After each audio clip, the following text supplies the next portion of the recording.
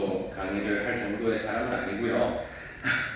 잘나서 온 것도 아니고요. 하나님의 은혜 가운데 교회 가운데 하나님이 하시는 일들이 있어서 그 일들을 좀 소개하고 또 여러분을 통해 하나님께서 하실 일들을 기대하면서 잠시 말씀을 나누도록 하겠습니다.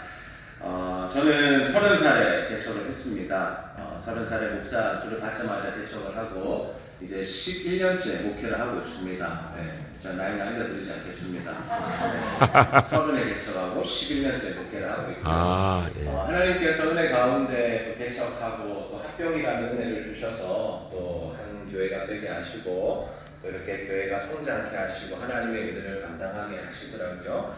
그래서 교회가 개척되면서부터 사실은 여러분 개척교회 가장 중요한 일이 뭐라고 생각하세요? 전도가 중요하죠. 왜요? 사람이 없어요. 네, 교회를 이제 5명이서 이제 저희 가족들끼리 개척해서 시작을 하는데 사람이 오지 않습니다. 근데 참 이 마음 아픈 게 뭐냐면 개척교회는 사람이 왔다 갔다 한 줄 없이 버렸네. 교회 부흥을 통해 둘러보고 그냥 가요. 그런 또 아픈 스토리들이 좀 있긴 한데 어쨌든 하나님께서 은혜를 베푸시면서 교회가 1년에 평균적으로 보면 1년에 한 10명씩 이렇게 성도들이 늘어나는 것 같아요. 하나는 나가게.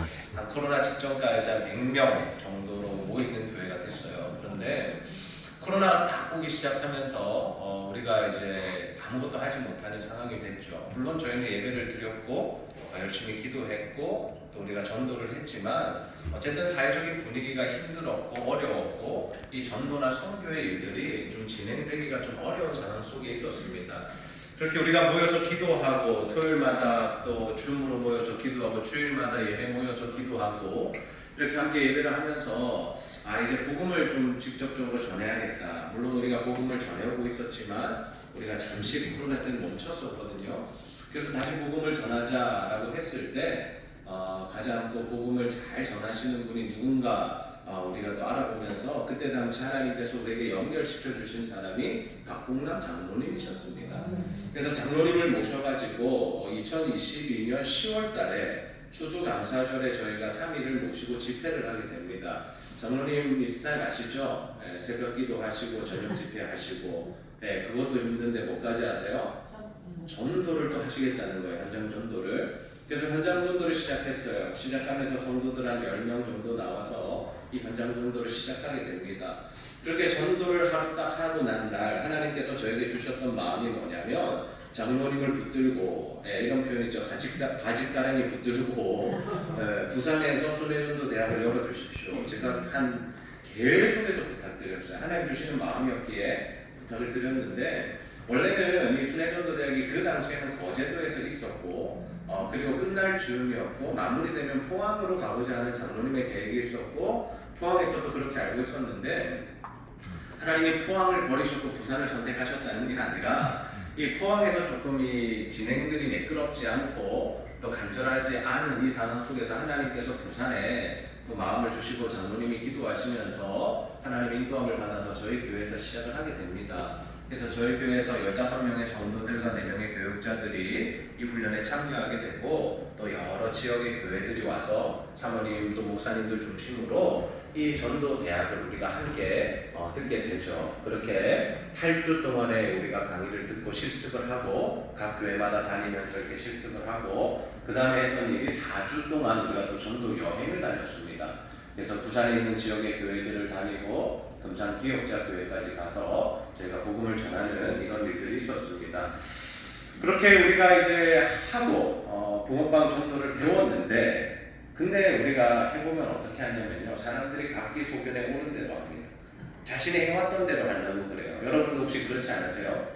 다 장로님 통해서 배울 때는 그렇게 해야지, 아파트 전도 이렇게 해야지, 상가 전도 이렇게 해야지 다 아시는데 가면 실제로 어떻게 하세요? 자기 편한 대로 해요. 자기가 해왔던 대로 해요. 자기 스타일대로 하는 거죠. 하나님 물론 그것을 통해서도 일을 하십니다. 하나님 우리에게 주신 경험들을 통해서 일을 하시는데 그런데 이 기간을 통해서 우리가 배워야 할 게 뭐냐면 하나님께서 박 장로님을 통해서 일하시는 그 방법을 우리가 배울 수 있어야 한다는 거죠. 계속해서 말씀하시는 게 뭐예요? 관계잖아요. 그죠? 관계를 맺고 친밀해지고 이 사람들이 예수가 누구신지 궁금해할 때 내가 당신 따라 교회 나가보고 싶다라고 이야기할 때 복음이 전해지면 굉장히 효과적이라는 거예요. 근데 성령의 인도함을 받아서 여러분 처음 만난 날에도 복음을 전해야 한다면 하십시오. 왜요? 그 사람 다시는 못 만날 수 있고 그 사람이 이 땅에 제 생명이 얼마 남지 않았으면 하나님 그렇게 우리에게 일하실 겁니다. 그러나 우리가 장기적으로 봤을 때 처음부터 복음 이야기 꺼냈다가 그 사람이 복음에 대한 마음을 닫고 우리와 관계를 끊어버리면 우리가 그 사람과 더 이상 복음 전하는 관계를 맺을 수 없기 때문에 이 장로님의 방법을 우리가 잘 따라가는 것들이 필요하다라는 거예요.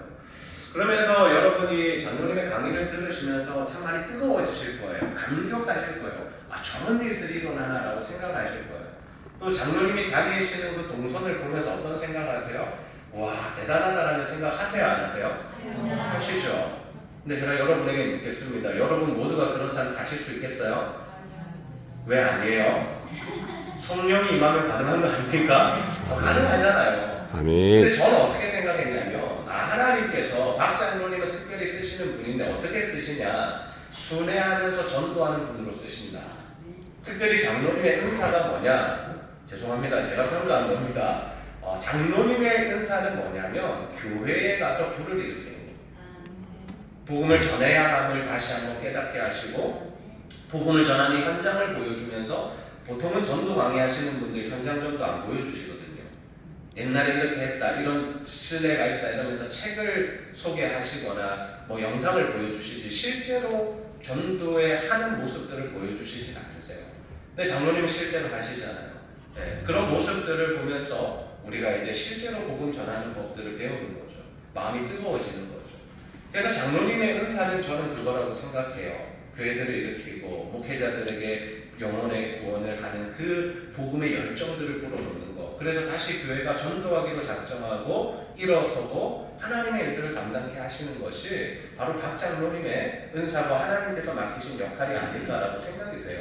그래서 장로님은 늘 교회를 다니시고 그리고 하나님 주시는 마음으로 각 개인도 찾아가시지만 이 교회를 일으키시는 사역이 우리 장로님의 사역이다. 성경으로 비유해보자면 저는 사도 바울의 사역이 아닌가라고 생각이 됩니다. 그런데 성경 안에는요, 전부 다 사도 바울은 아닙니다. 사도 바울처럼 순회하며 전도하는 자들이 있는가 하면 하나님께서 어떤 자들도 허락하시냐면 디모데와 디도처럼 또 에베소 교회 장로들처럼 한 교회 또는 한 지역을 지키면서 하나님의 일들을 감당케 하시는 은사를 주신 사람들도 있다라는 거예요. 그래서 그렇게 볼 때 저는 어떻게 하나님 앞에 이것을 받았냐면 이 하나님께서 장로님을 통해 주신 이 복음의 불길과 또 하나님을 향한 열정과 한 영혼을 사랑하는 마음으로 뭘 하자? 우리 지역을 살리자. 아멘. 우리 교회 주변을 살리자. 이 모든 사람을 정말 뭐 우리 교구로 삼고 구역으로 삼고 이웃으로 삼고 가족으로 삼아서 이들을 살리자라는 마음이 들었습니다. 그래서 우리가 1년 반 동안 뭘 하고 있냐면요, 매주 나가서 복음을 전해요. 매주 나가서 복음을 전해요. 작년에 딱 한 번 셨습니다. 언제 셨냐면 태풍 올 때. 네, 태풍이 와서 불가능적으로 안 주셨고 지난번에 비 올 때 우리 성도들이 이렇게 생각했대요. 목사님이 쉬자는 문자가 오지 않을까. 보내지 않습니다. 네, 당연히 하는 겁니다. 비가 오나 눈이 오나 우리는 한다. 폭염 때도 우리가 합니다. 아이템을 조금 바꾸기는 해요. 붕어빵과 뭐 캔커피 시원한 거. 그래서 붕어빵 못 드시겠다는 캔커피를 드리기도 하고. 어쨌든 우리는 복음을 전하는 겁니다. 네, 그래서 붕어빵 전도를 1년 반 동안 하면서 어떤 일들이 있냐면 이 지역에 계속해서 가다 보니까 저희는 우리 교회 지역 주변을 어떻게 나누냐면 6개, 7개로 나눴어요. 지역 자체를. 그래서 모세라는 역할 아시죠? 모세를 딱 정했어요. 7분의 모세를 정해놓고 그 모세들이 1년 반 동안 그 지역만 가게 하는 거예요. 그게 매주 관계를 맺는 거예요. 그러면 그 사람들이요, 한 주 안 가면요 되게 궁금해하고 기다리고 왜 안 왔냐 그러고 관계가 맺어지는 거예요. 근데 한 1년 정도 되니까 어떤 일들이 있냐면 여러분 목욕탕 가서 복음 전해보셨어요? 전해보셨어요? 안 전해보셨어요? 목욕탕 가서 복음을 전해. 왜? 사장님이 우리를 받아들여줘요. 사장님이 붕어빵 한 주에 하나씩 먹었으면 몇 개 드셨을까요? 60개 이상 드셨죠? 그러면 열어줘야 돼, 안 열어줘야 돼요? 열어주는 거예요. 그럼 우리는 벗고 있는 사람들에게 가서 우리는 입고 있지만 복음을 전하는 거예요. 때밀이 아줌마도 복음 전하고 이발하는 아저씨도 복음 전하고 씻고 나오신 분들도 복음 전하고. 그런 일들이 있어요. 그래서 복음 전하고 그곳에서 영접 기도하고 함께 눈물을 흘리고 끌어안아주는 일들도 있고, 또 우리가 지역 주민들을 정말 이웃으로 산다 보니까 그들의 필요들을 채우기 시작하는 거예요. 그래서 상가에서는 우리가 뭘 해주냐면요, 꼭 식사할 일이 있거나 교회 수련회가 있거나 뭐 모임이 있으면 그곳에 가거나 거기서 시켜 먹습니다. 왜? 우리가 어쨌든 복음 전해야 될 대상이니까. 예. 그리고 필요 없어도 우리는 꼭 뭐 가서 옷도 한 벌 사고